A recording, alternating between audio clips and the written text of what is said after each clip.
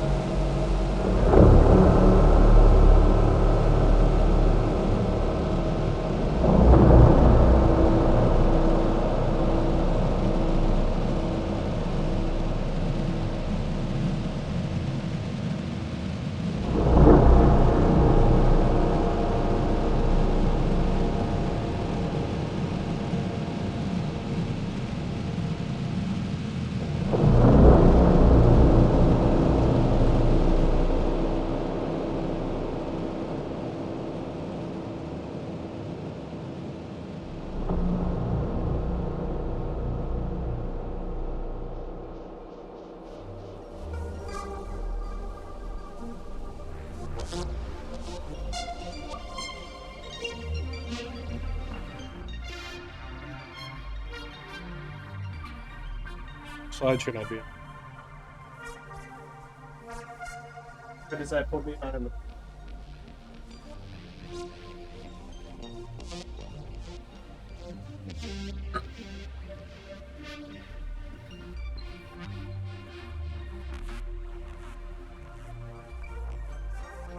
All right.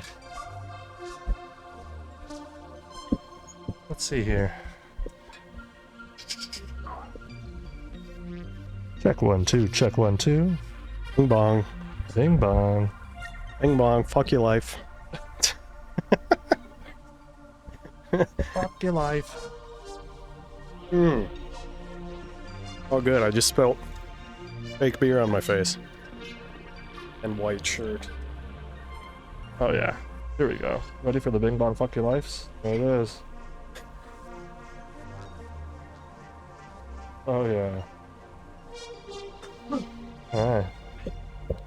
Sweet. How you do you like it close in or?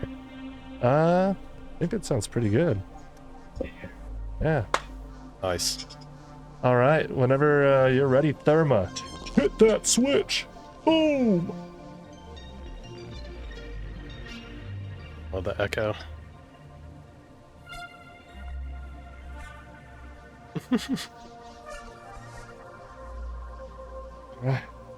Well, that was crazy.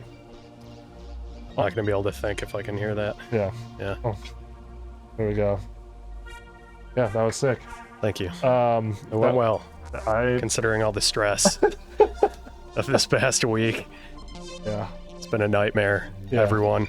Yeah. I had, just before coming here, my USB was like frying out, and then completely deleted everything, and then I had to like reload it. It took hours, and I should have been done with all this and practicing by Saturday, but I procrastinated until the last minute. Yeah. Spent the past week like collecting tunes and trying to figure stuff out though. I mean, it's a great success. With all of the amount of stress that you had, it was fucking crazy. I mean, that went absolutely insane. That thing has a lot of flexibility. Yeah, go ahead. Bend her around. See where she goes. Oh, boy. There we go. Don't go that far out. Yeah. There we go. Yeah, come right over here. Yeah. Okay. Yeah, you can even scoot in a little bit. All right. Yeah, scoot in. Give it a little scoot. Scoot in. Let him see you. Scooting. Yeah, there you go. Yeah. Sneaking right by you. So yeah, I mean, we'll just keep on touching on that real quick before we move away from that. I mean, even Nick and I were talking about that while you were playing, about the amount of stress that pops up for a lot of us, I think, when preparing for a set, even if it's, you know, a stream in your friend's basement to being anything at all whatsoever. But I know that this, for you especially right now, is super important because I know you've talked about it being like the debut. It's the first thing since we announced we're quitting, so. Yeah. So what, I mean, give us a little bit more of a background of exactly what that's like. Not only what the preparation was for this. I know maybe it's too much reliving trauma, but give us a little background of the ideas forming analysis or antithesis. Antithesis. Antithesis. It was like Here, just so, a minute. Let me. I mean, yeah. People have maybe seen, if you live in Minneapolis at least, I've done a couple sets under that name, but for the past couple years, it's just been my name for playing jungle because I wanted to play jungle and it doesn't really fit in with a lot of the stuff we play as Ternion. Right. Because a lot of the Ternion stuff is really like cleanly mastered and loud, and a lot of jungle sounds like it was from the 90s. Or it is from the 90s. It is from the 90s, yeah. So, yeah, it was like an outlet to play all that. But then increasingly more and more, I feel like, kind of like, to be frank, the pressures of playing in the dubstep scene, there's always this pressure to play like heavier and heavier music. And he even talks about it in like that All My Homies Hate Skrillex documentary. Oh, if you've yeah. watched that, where he talks about how like, it just became at some point an arms race to like make the craziest tune. Right. And that has not stopped for like 20 years now. Yeah.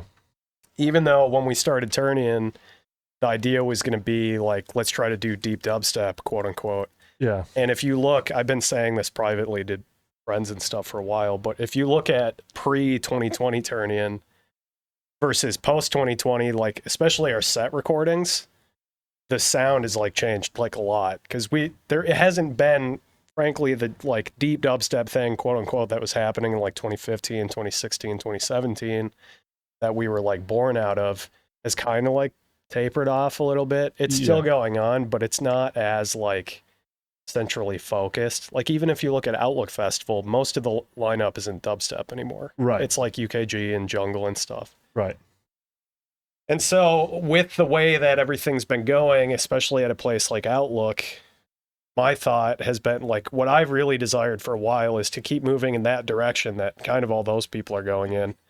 But in the American scene, everything is headed back towards what I just would call Rhythm 2.0. Yeah. And I was a rhythm DJ for 10 years, you know. Yeah.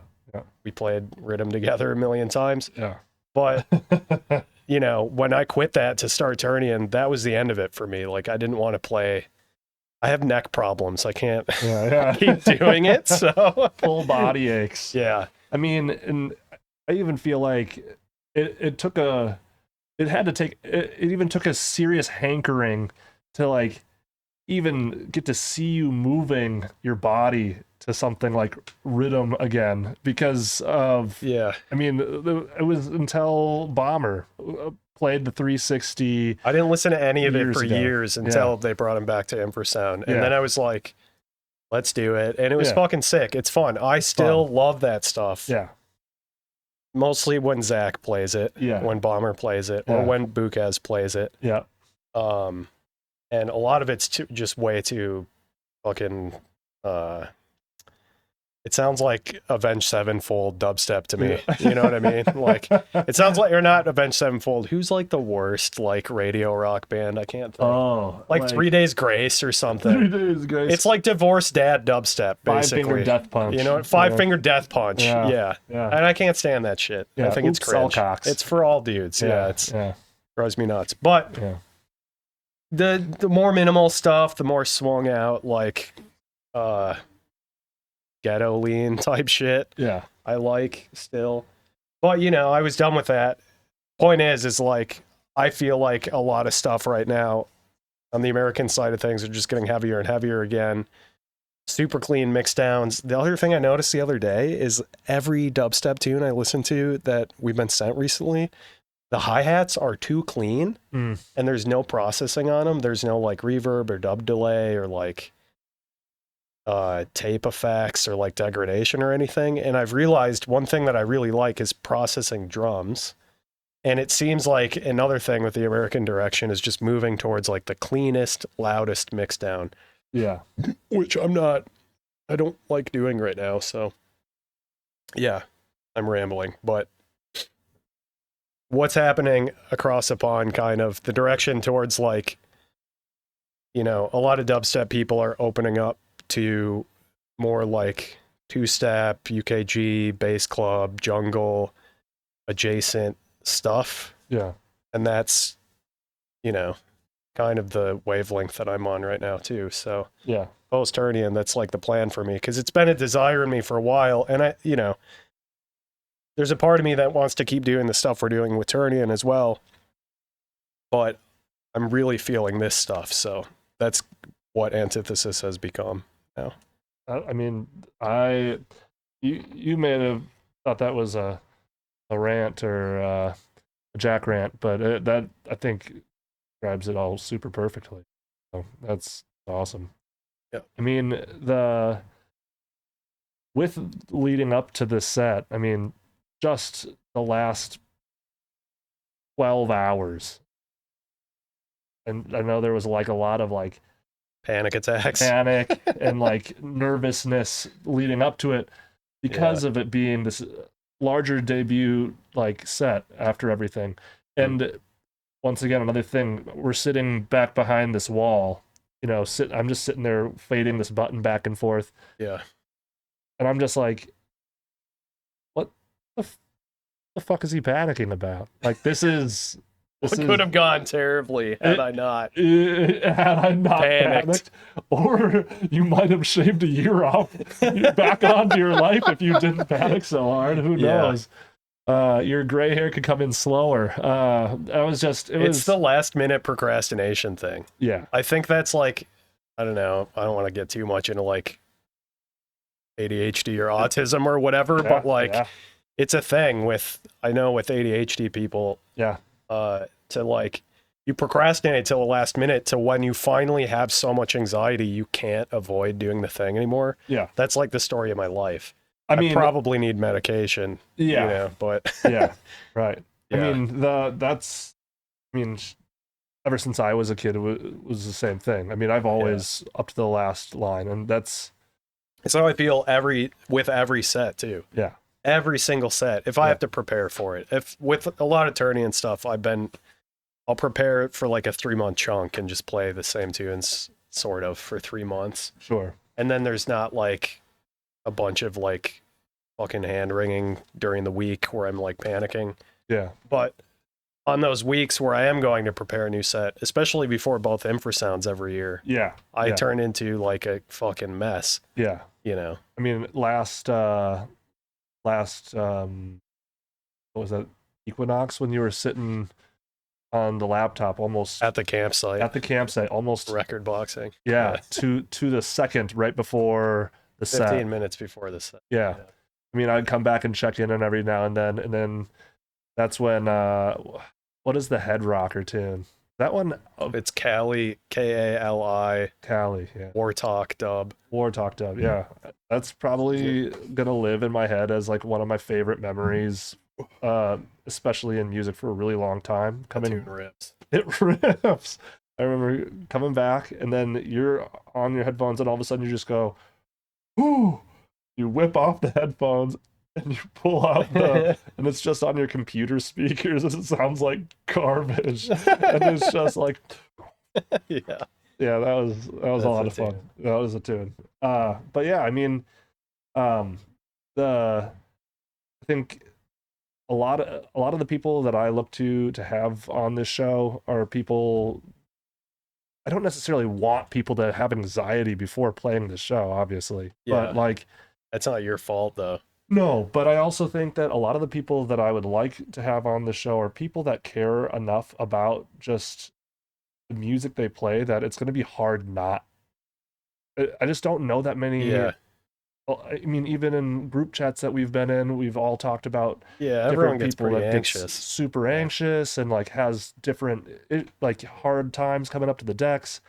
I think that's just one of those things that a lot of people probably don't realize, like in front of the speakers, that a lot of these people behind these speakers are they might not look like they're like trying super hard, but they're trying really hard. It's like a huge amount of tension leading up, And then, like, my mindset, I don't think I've ever said this out loud, but my mindset is like, before a set, I think if it's a high tension set or like a high stress set, Yeah. infrasounds, or like we played a venue or something. Right. I'm not going to have a good time in life until I play. Right. Yes. Like, yeah. It's going to be like yeah. weeks of like fucking like thinking, oh man, I should get all this stuff done and not getting it done. And then distracting myself, playing video games, whatever. Yeah. And like trying to get stuff done, but not being able to because nothing feels right. Right. And then finally, once it gets closer to the date, the anxiety gives me enough of an adrenaline rush that things start sounding cool again. Yeah. And then I'm like, oh, sick. But then I'm in a horrible, stressed mood right up until the set. Then the set happens. And depending on how it goes, if it goes well, then like always afterwards, I feel great. Yeah. If it goes terribly, I think usually I still feel good afterwards because it's just a release of like all of that anxious energy that's been building up. But there have been a couple sets where I feel like I just bombed it, and then afterwards I was like, dude, I just need to go to bed right away. It's rare though. I mean, but usually after the set then I'm in like a good mood. I want to talk to everybody. Yeah. You know, and like hang out at the festival the rest of the weekend or whatever. Yeah. But I think the past two infrasounds too, we played on like Thursday, I think, both times. Yeah, yeah. And I get to the festival and I'm walking around talking to everyone. I'm just in a haze. Like I'm dissociated entirely. And everyone's like, oh, how are you doing? And I'm like, I'm all right. Just completely not engaging with anyone. Yeah. And, you know, I think a lot of people think like maybe I'm pissed or something when that's happening. Some people have. My sister thought I was pissed at her once. I remember that. She came up to me asking about it. Yeah. But I was just like, that's just how it is beforehand. Yeah. It's just going to be like that, you know? I mean, that's sometimes the best part about playing so early in the beginning of the festival. You're like, oh, it's day one of the festival. Get it out of your system. Now we can enjoy the rest of the day or enjoy the rest of the fest if you're out there for more than one day. Yeah. Yeah. I think that's a huge bonus. I feel like a lot of people feel that way. Yeah, true. But yeah, I mean, how are we looking? I'm just reading the chat. Yeah. Casey says he's never seen me as an arrogant person. That's where you're wrong, bud. I'm not. I don't know if I'm arrogant. I might be arrogant. Sometimes. I go on my tears. Yeah, okay. Sick. Word. What Chicken wangs? Shut the fuck up. Oh, this is an inside joke from when we were kids. He's an old friend of mine that I used to play DDR with at the Maplewood Mall. Yeah. When we were like 13. Awesome. Yeah. I mean, you got your DDR setup back. Yep. That's huge. Yeah. I feel like that's a huge part of what is Jack. Yeah. I'm quitting music. I'm just going to be a competitive DDR player now. I can't wait. We're turning it into a legit esport. It needs to happen. I mean, I don't see why not. I like actually, part of me, I don't know if I'll do this actually, but you know, I have my own Twitch channel. I want to start streaming it. That would be sick. And I want to get people, because there's a complete disconnect between the DDR community, the ITG music rhythm games community, all of that stuff, and like bass music kids, because all of those like kids who are in the DDR like rhythm game community, buckle up everybody, they're all they're all weebs. It's all weebs. Boom. For the most part. A lot of DDR guys were like more like bro-y nerd type whatever, but sure, you know, like I'm not the biggest weeb, but a lot of people in that space, and they don't really fuck with dubstep usually. Sure. They like, you know, really emotional, flighty, happy hardcore and stuff. Yeah. And I've always been in this weird place where I like both. Yeah, in the middle. You know. Yeah. So. Definitely. But I want to push it more and see if people will like get into it, because the cost of entry isn't that high. You just need to spend like $400 on a pad. Right. Yeah. I mean, oh, you're talking about the hard pad. Yeah. Like yeah. Or you could go to the local Round One arcade or whatever. Yeah. Or Dave and Buster's. Yeah. Not that expensive, just $400 for a pad. Not that bad. That's hurtful. People spend a lot of money on like oh yeah, on video ridiculous games? video game stuff, dude. Definitely. We got one of those guys right here in this room too. Yeah. A lot of money on ridiculous video game stuff. Yeah, I definitely want to, I mean, I like the flow of this chat, but I also want to hit some big talking points that I had cooked up in my brain. Like, yeah, can you give us a background as to even like where you came up with antithesis? Like I mean, I know you did a bit of a Jack rant. If you don't follow, I'll say it again. A lot of people probably haven't heard. Yeah, I mean, I think a lot of these people know. I mean, what are we sitting at? 48 people? I think this is probably 48 people that know about Jack rants. But if not, rip a quick background about the antithesis name. It's from, I don't know if this is going to be visible, the Ternion icon that you guys have all probably seen. Tyler designed and tattooed on us. But this icon, when Tyler was designing it, I was like giving him some ideas on what to base it on. And it's based on this concept in philosophy from Hegel called the Hegelian dialectic. And it's the idea basically that like you have an idea, which is your thesis. Then you take the antithesis of that idea or the opposite of it, the refutation of it, and then you combine elements of both to create a synthesis of the two ideas. And that's how essentially Hegel would say that you get closer to finding truth. Yeah. Is through this process of like having an idea, tearing it down, seeing which parts still stick, which parts you found out when you were breaking it apart, deconstructing it, and then you have a new idea, and the synthesis becomes the new thesis for the next stage. You continually do that over time. So that's why I think you were telling me when you designed this, the triangle represents thesis, antithesis, synthesis. The circle represents doing it over and over again to infinity, and then the lines like forward in time. I can't remember exactly all the symbolism. Yeah, it was essentially that, like coming together as one. Yeah, right. Like all coming into like using all three pieces to make one outcome. Yeah. And then so the other thing that really worked with this was, and the reason why I liked that is because in Ternion there was three of us. Right. So there, and Ternion means three in Old English for anyone who doesn't know. And then, so there was always this concept of threes that we had. We tried to put it everywhere for a while when we were like really obsessed with it. And then there's three stages in this. It's a triangle. And then also, like, I always kind of viewed Ternion as having like each of us was a part of that dialectic. Yeah. You know, usually like it would either be like Andrew comes up with an idea, I shit on it, and then Eric goes, well, what if we do this? And then, you know, comes together again. Or Eric comes up with an idea, I shit on it. But always, it always ends up being me being the like, I don't like that guy, because I always am skeptical and criticizing everything, you know? So that's why I used antithesis as the name. I know it's probably difficult to be around. It's just me always being like, no, you're fucking wrong, dude. But I mean, that's where the name comes from. It's the second stage of the thing. I identified with it now.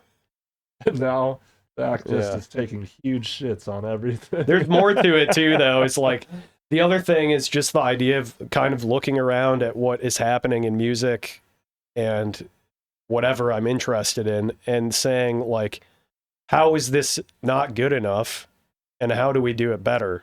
That's the whole process for me, is being like, okay, music is always going to evolve.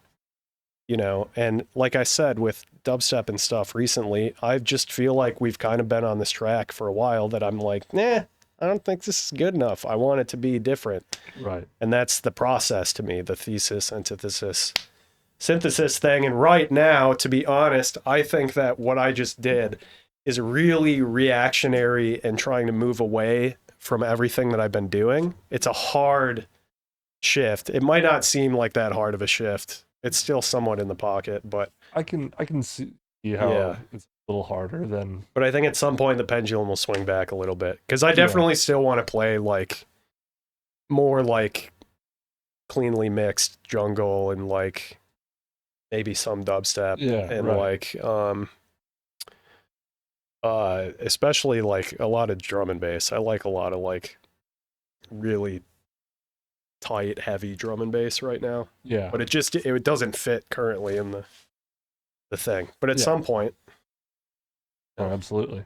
No, I'm excited. I mean, I'm super pumped.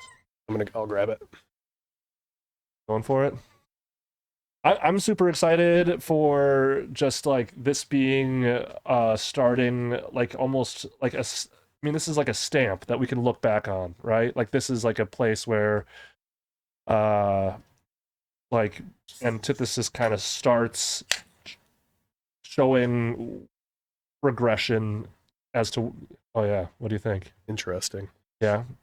A rattler. It took me 3 days to remember what those are called. The rattler. Rattler is like a fruity beer. It's like a summer shanty. What the fuck? Did you just Get the smell. Breathing it into my nose.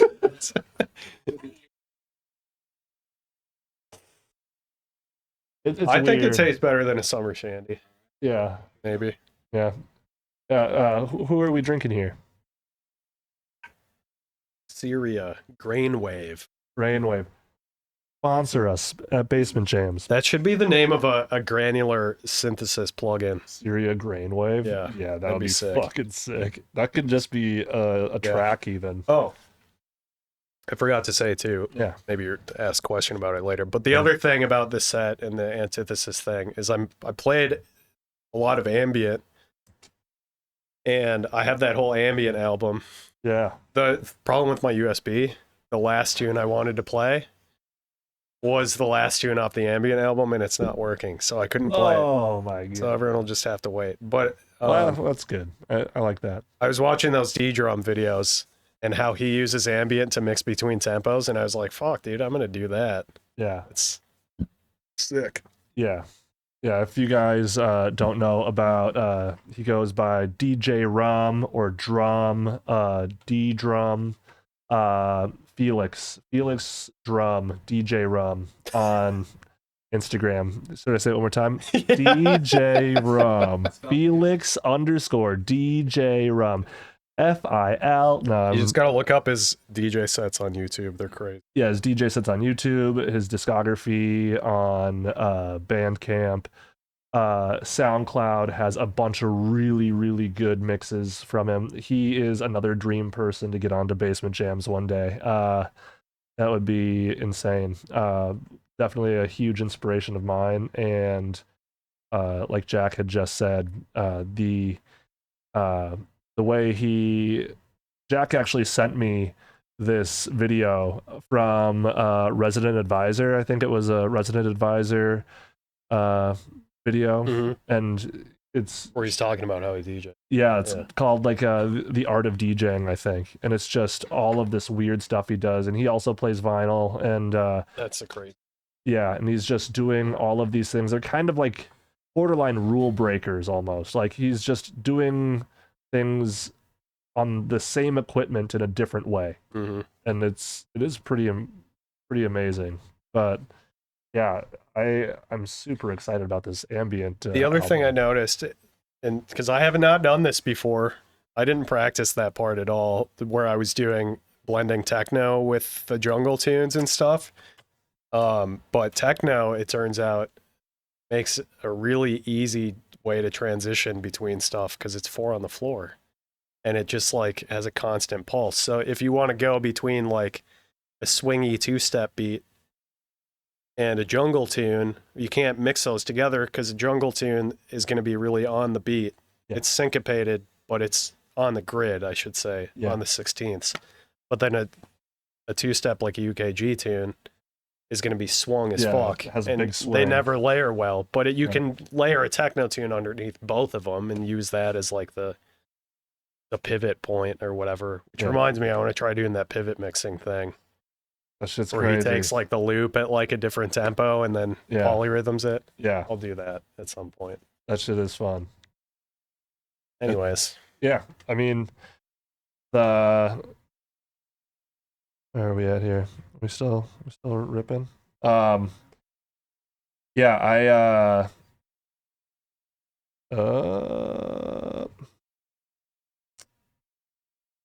says we're live.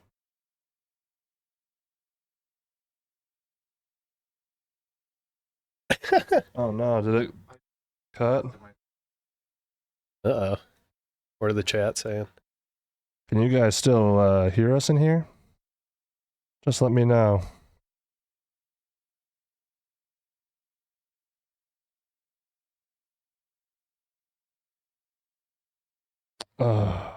Well, we're just gonna keep ripping because it's recording, so it'll actually we can post it. Yeah, we'll just post it on YouTube. But for all of you that joined us on our YouTube page, this one's for you, exclusive. I think this is a great time to start doing the Q&A. Yeah, probably. All right, so we got some really good ones. I think this one is probably one of the first ones. You for Jack. What earbuds or headphones do you use when listening to music? They're like when just listening. I use between 3 ANC wireless noise canceling earbuds, and then that's when I'm on the plane or something or running or whatever at the gym.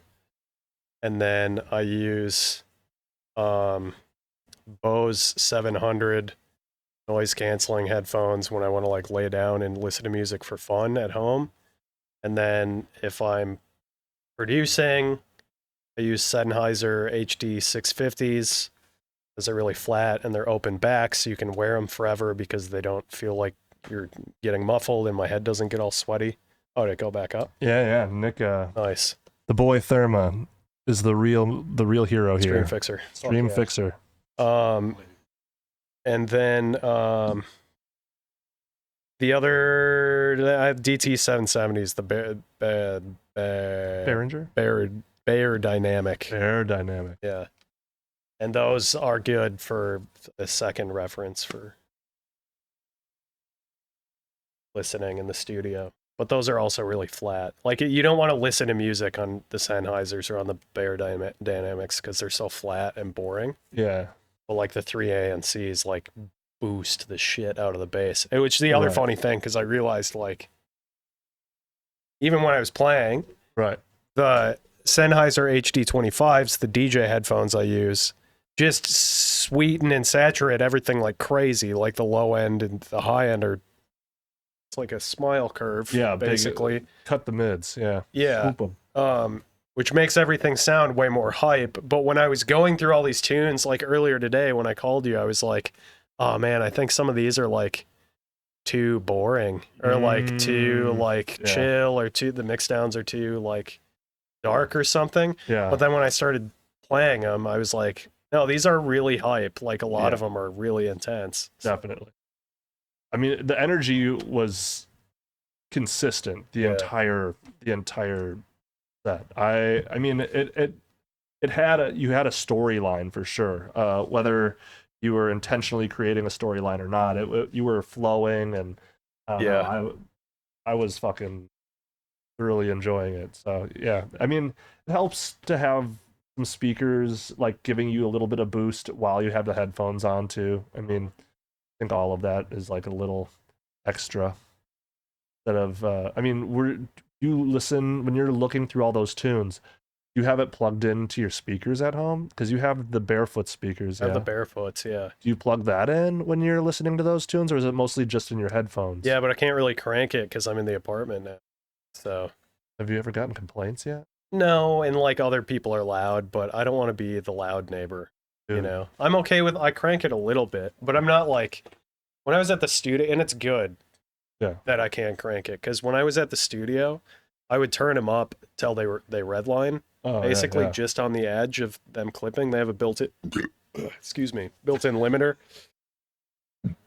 so it's fine to do that. Basically, you just don't want to run into limiter too much because it's tricking your ears. But Right.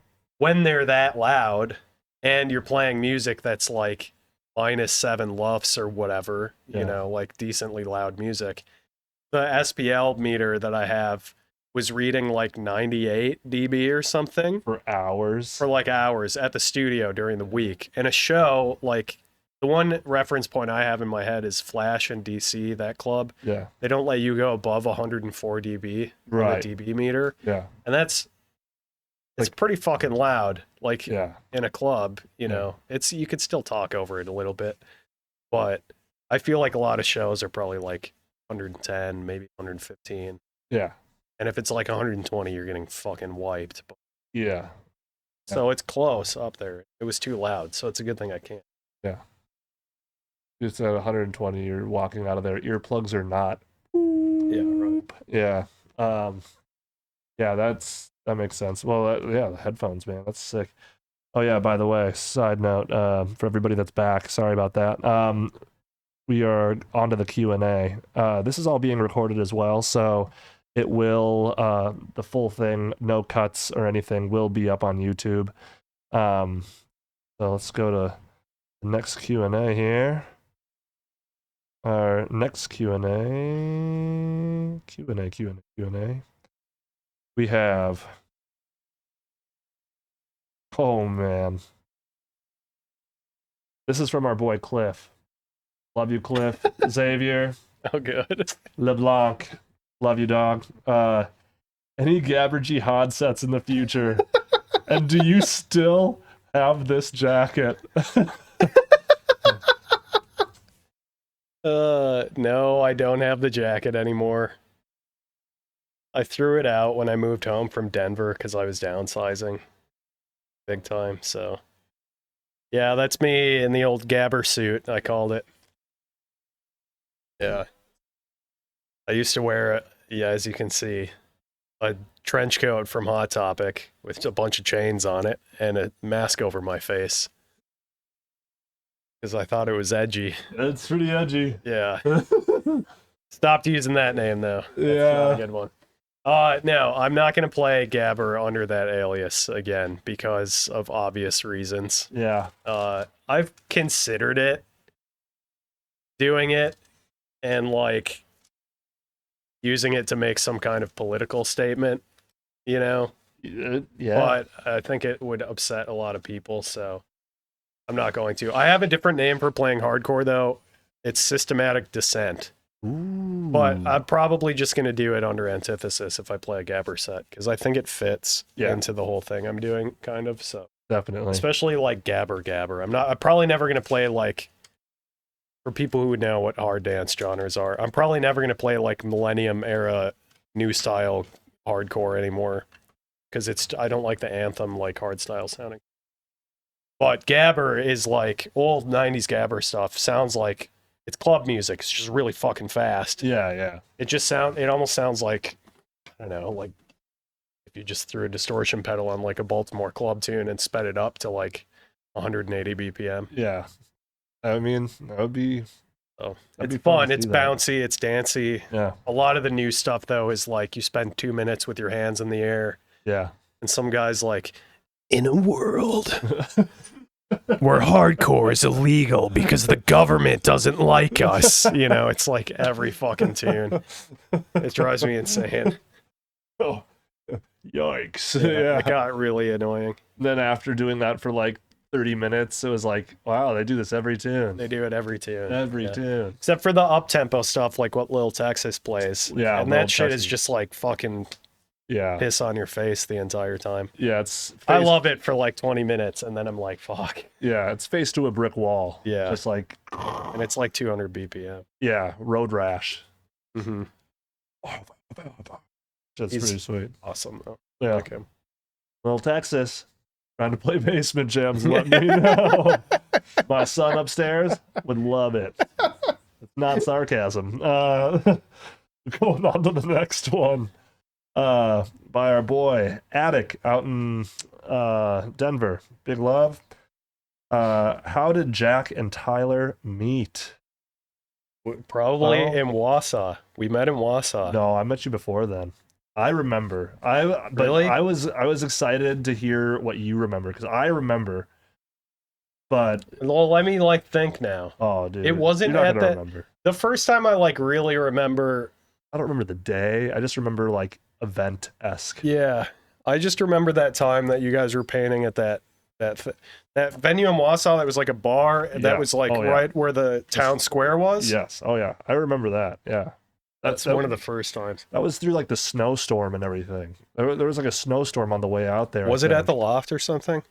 Yeah. I think the first time I I was remember drunk. meeting you, yeah, and high. I wouldn't remember. We were because I was out. I was a hardcore alcoholic Yeah. during that time, so And I was a very abusive drug, not abusive in that way. I abused drugs. Jesus Christ! Maintaining the platform. Ooh. And basement shifts canceled. But episode 2, we got pretty far. No, I yeah, call my PR rep. Thanks there, Bob. But I was doing a bunch of drugs, and yeah, same.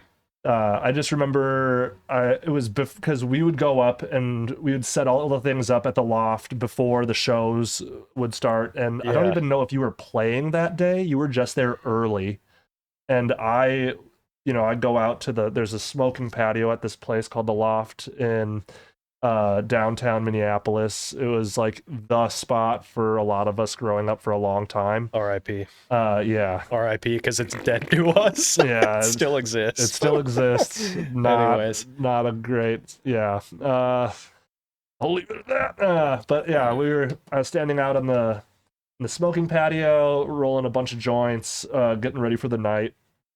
My buddies were setting up our painting area because I used to do a lot of live painting. And I was smoking some joints, and Jack walked out, and I mean, I can't tell you like what the context of our conversation was more than I was like, "You want to hit this joint?" And you were like, yeah. And then I think Nice. the second time I remember.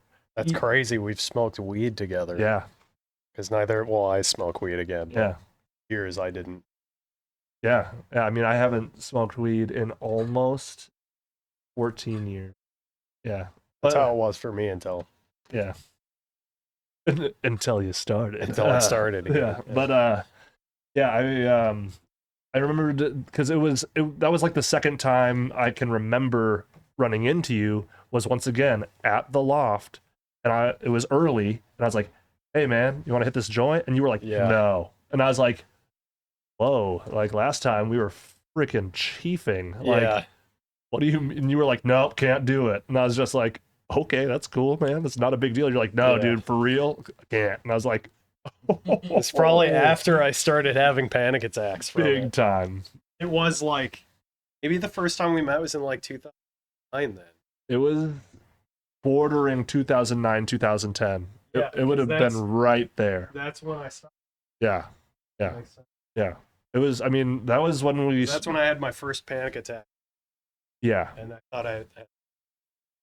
Yeah. I had my first panic attack as an adult, and it was psychosis.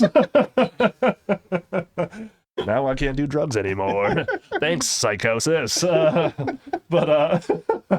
that had to have been 2009, 2010-ish, because I started painting at the TC events, like because of this guy named Coagula had brought me I out. remember him. Yeah.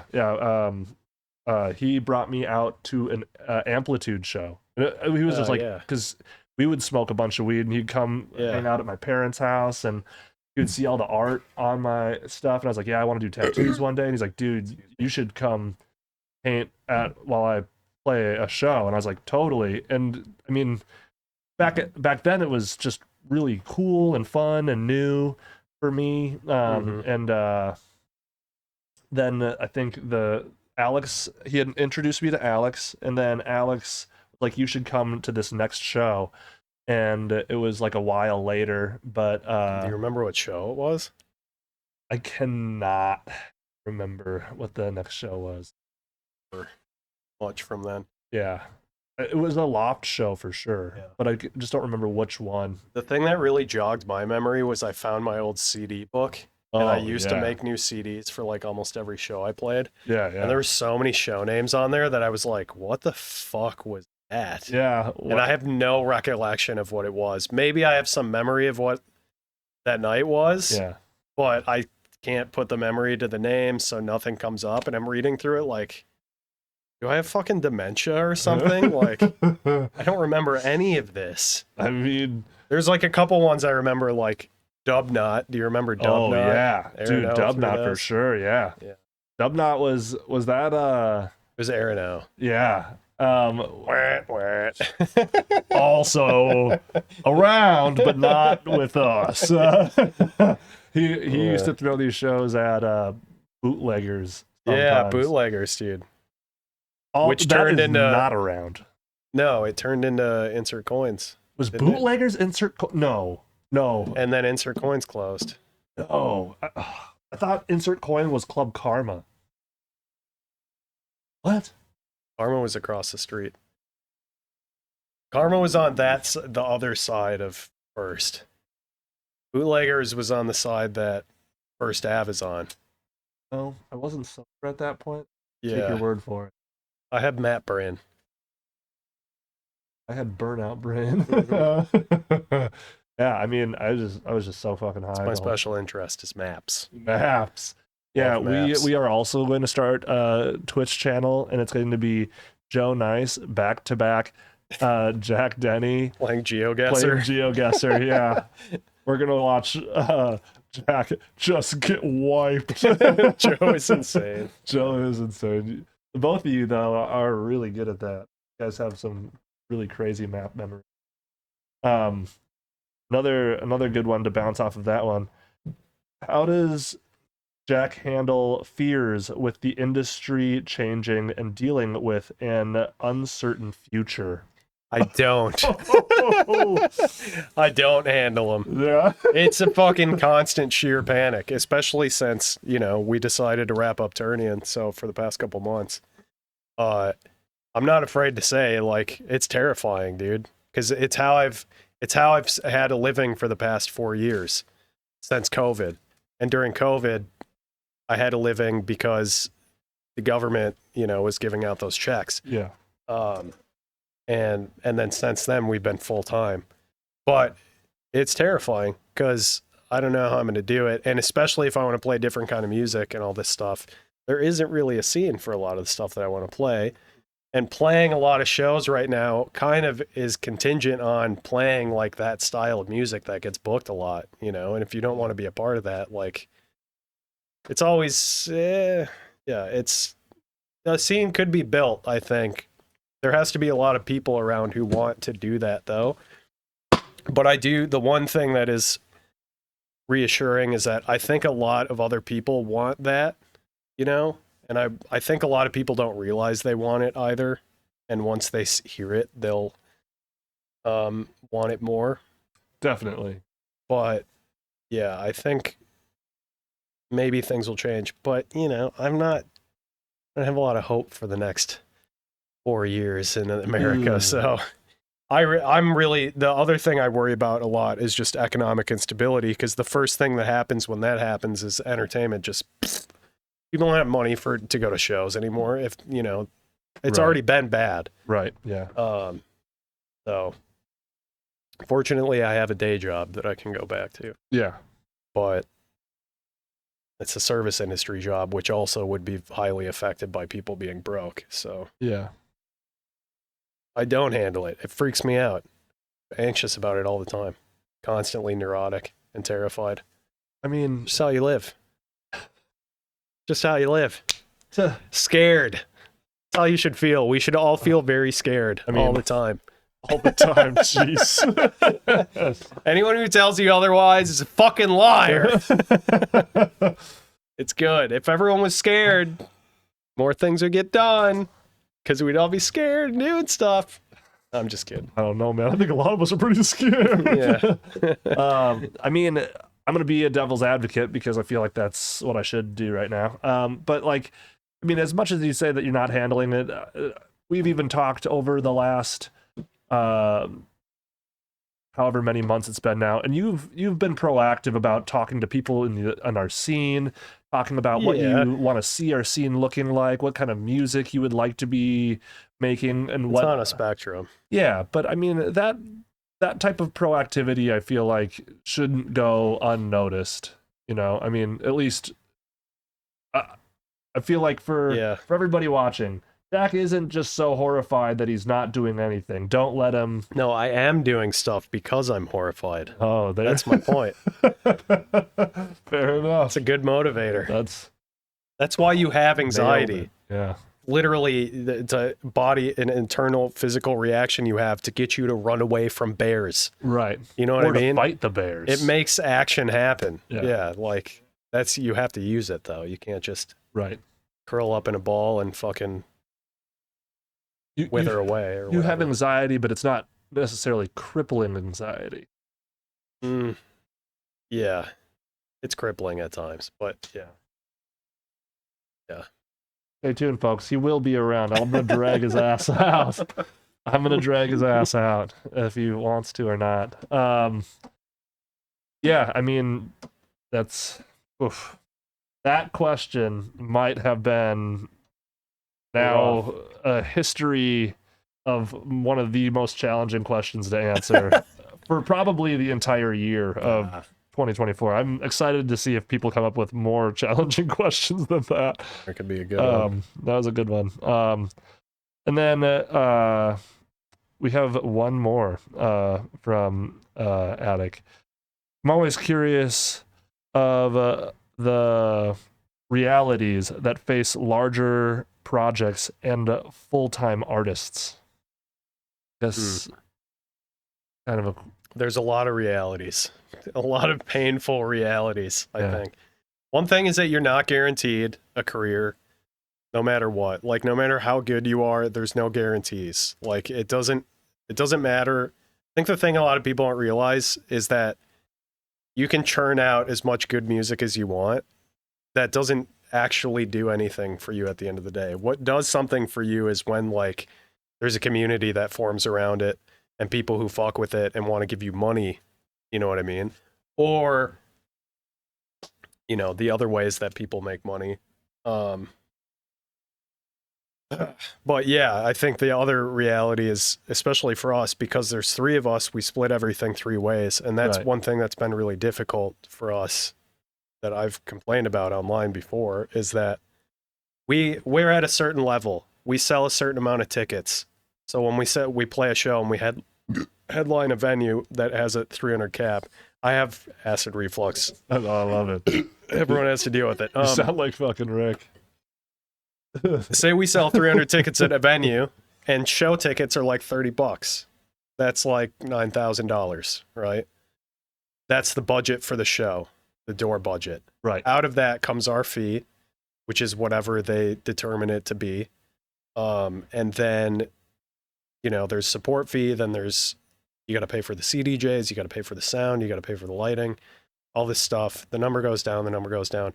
But what I'm saying is, like, there's pretty much a set price for, if you're headlining a 300 cap room, pretty much everyone that does that is getting around the same amount of money. Right. And it's around $3,000. Right. Like, the math usually is multiply the capacity by 10. It's pretty much how much you can expect to make at that venue. So if it's 1,000 cap, you know, you could probably pull, if it sells out and it's guaranteed to sell out, like you're really hot, you could probably pull 10K. Right. Maybe. I don't know. It gets different as things get bigger. I don't understand that side of thing. Right. But what I'm saying is it's pretty much the same amount based on how many tickets you sell. But there's three of us.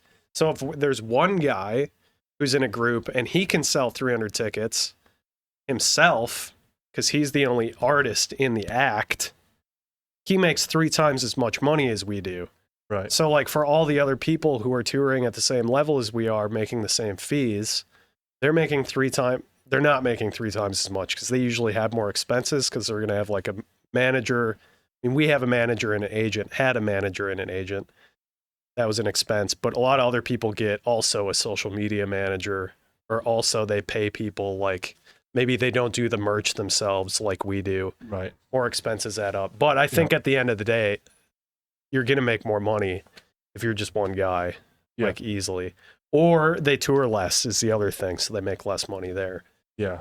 So I don't know, maybe it all balances out, but I have talked to some of my friends who are at a similar level, and they're not as financially hurting as we are. They're not rich. Right. You know. But they're not like... Yeah. And we're broke, basically. Like, doing this full time, I'm...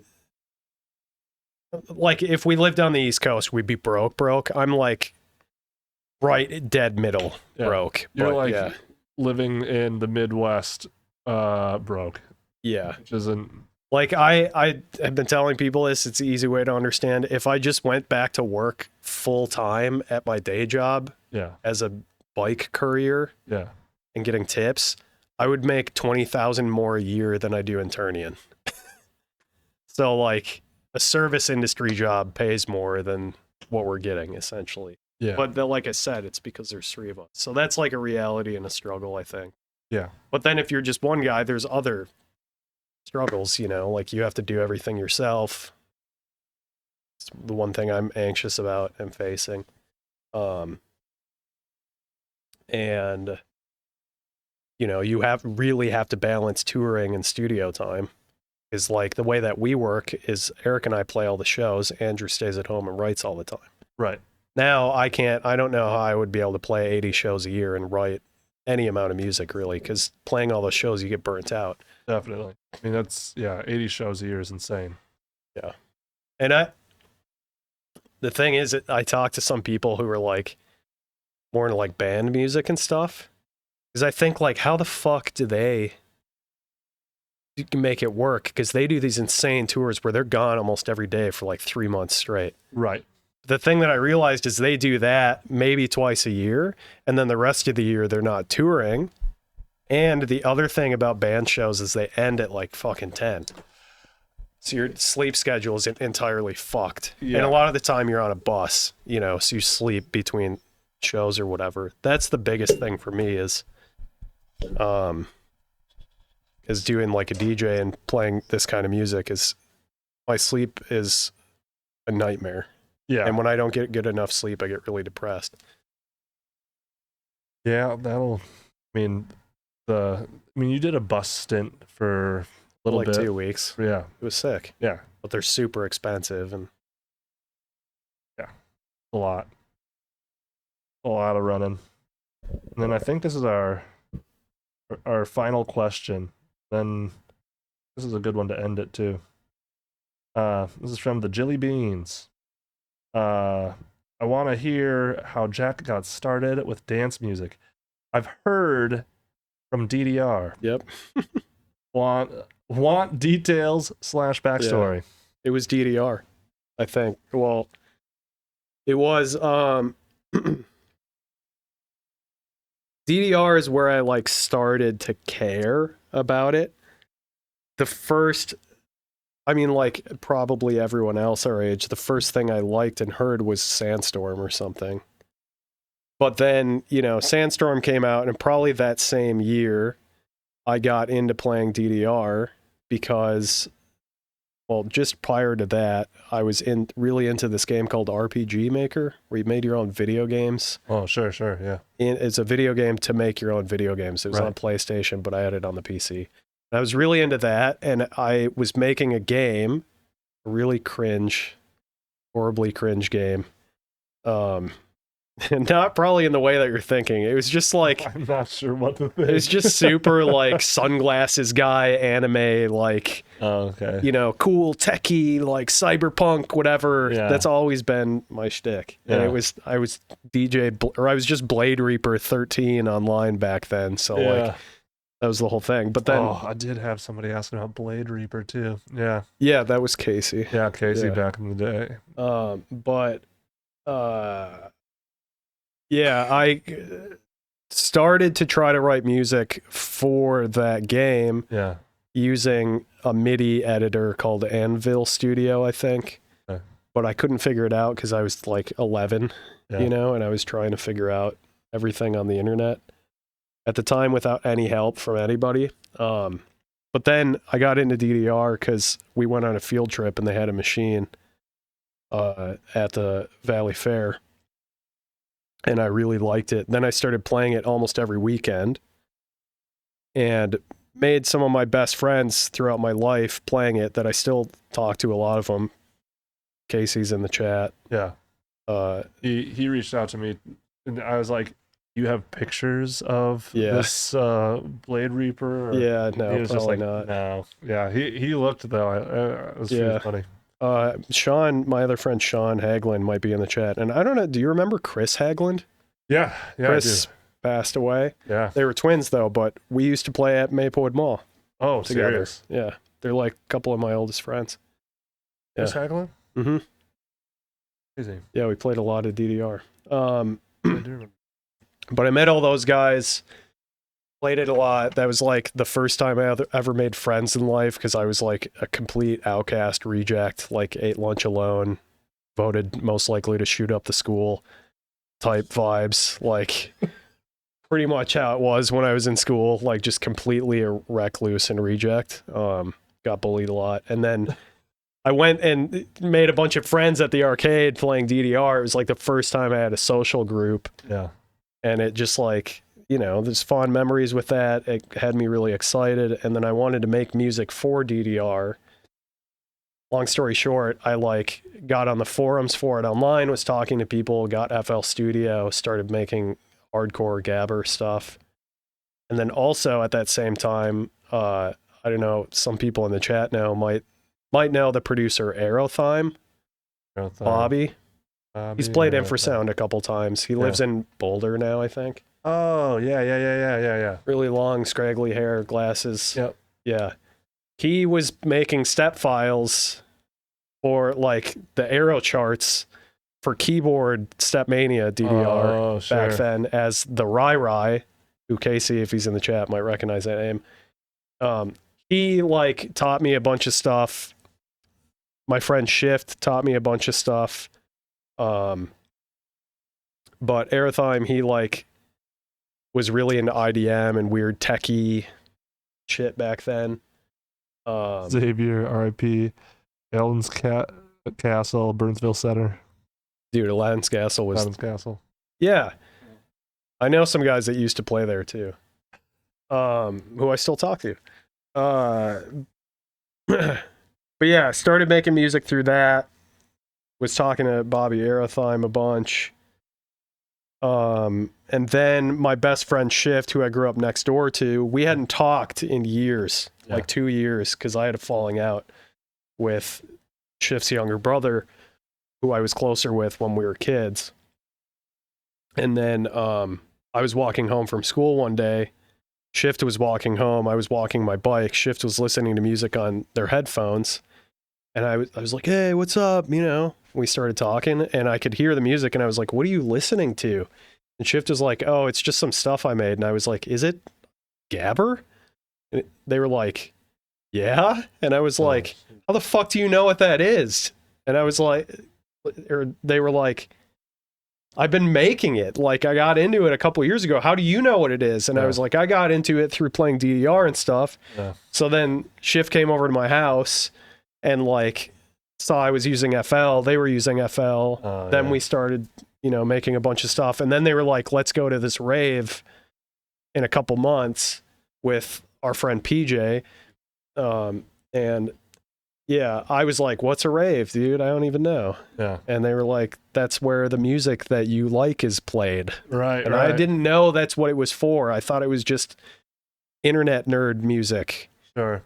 You had never seen like the movie Blade or anything at that point? No, I'd seen Blade and I'd seen The Matrix, and I know about the scene of like the fetish clubs and stuff, but I thought the fetish clubs was like a different thing. And I was like, I'm not into that. I mean, I was like 12 or 15, so whatever. Yeah. But then they were like, come to this rave, and that rave was the same weekend as a DDR tournament. Yeah. And I had to make a choice between either going to play at the DDR tournament, which was the Nationals tournament, and trying to place in it, and then go to Vegas and do all this stuff because I was playing competitively. Yeah. I'd either do that or go to this rave, and I went to the rave. Yeah, yeah. And then, like, that's how it started, yeah. basically. I had a bunch of cousins. Shout out Dan, Andrea, Jesse, Andrew, and my uncle Aaron. Those guys were all really into, like, I mean, they were into It's like usually the how it goes. yeah. Older siblings or cousins or something. yeah, they're all into like the either the drum and bass scene for a while or like Yeah. Oakenfold. They're like really into that, and like The two Gen X musics. yeah, You were either into Exactly. drum and bass yeah. or trance. Yeah, exactly. Yeah. So they were all really into that, and I would get burned CDs from my uncle Aaron. He was the ultimate CD burner and would give me all these old CDs that were super. Yeah, that is pretty sick. That's I don't know if I realized that was the start of your music making career was specifically through DDR. It was from playing DDR. Crazy. Was Shift a DDR person, or they Yeah. just liked that Shift music and then Shift has always been like in a goth, industrial, like yeah, metal, black metal, whatever. And yeah, they got into, I think, I don't know, PJ might have got them into it, but there was some crossover between that kind of metal and Gabber back in the day. oh yeah, definitely. Like Fear Factory used to get like Gabber DJs to remix their tunes and Yeah. stuff. I mean, That even might have Rob been how they Zombie, found out. like the new metal era, Yeah. like Rob Zombie had stuff that was like definitely Everyone was like crossing genres back then. yeah, it was all like industrial Gabber and like it was all tied in a bunch. Well, sick, dog. Before we cut this off, new projects that we should be looking forward to with Antithesis, upcoming releases, possible shows, where can we find you, and are you going to be making changes to social media platforms anytime, or So, thinking of all the questions. yeah, sorry, I nailed you with them. Releases, nothing is Releases. planned yet. I haven't, the ambient album is done with pre-masters, but I need to get it mastered, and I'm trying to see what label will release it, and I'm not sure where to send it, because it's an ambient album. There's a couple labels I want to try, but we'll see. Then there's I played two originals, Ceaseless and Bleed Sound Boy. No plans for those yet. I don't know where to put them out. I need to make 2 more tunes to make that an EP and then figure out where to release it. So there's no release plans yet. It's going to be like a year. Yeah. Because when we start touring with Ternion again, I'm not going to be able to focus. Right. So it's going to take a while. But the next planned set that I have booked for Antithesis, well, I can't say. That's okay. Don't have to Say say. yet.